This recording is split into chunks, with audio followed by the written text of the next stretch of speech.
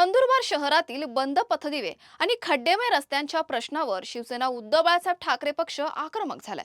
शहरातील बंद एलईडी आणि हॅलोजन पथदिवे तातडीने सुरू करावेत, तसेच खड्डेमय रस्त्यांची दुरुस्ती करून दर्जेदार रस्ते तयार करावेत अशी मागणी करत शिवसेनेच्या वतीने नगरपालिका मुख्याधिकारी राहुल वाघ आणि आमदार चंद्रकांत रघुवंशी यांना निवेदन देण्यात आलं।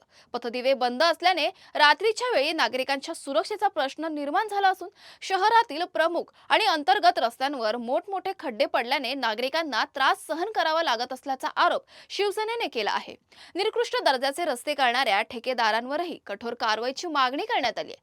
8 दिवसात ठोस कार्यवाही न झाल्यास नगरपालिका मुख्याधिकाऱ्यांच्या दालनाला टाळे ठोकून आंदोलन करण्याचा इशारा शिवसेना ठाकरे गटाने दिला आहे। नंदुरबार नगरपालिका आता मी निवेदन द्यायला आलेलो।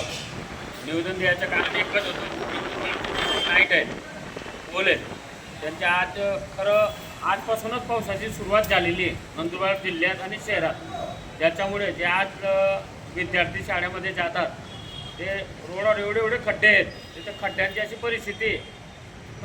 खड्डमुक्त नंदुरबार आहे का खड्ड्यात नंदुरबार आहे तेच कळत नाही।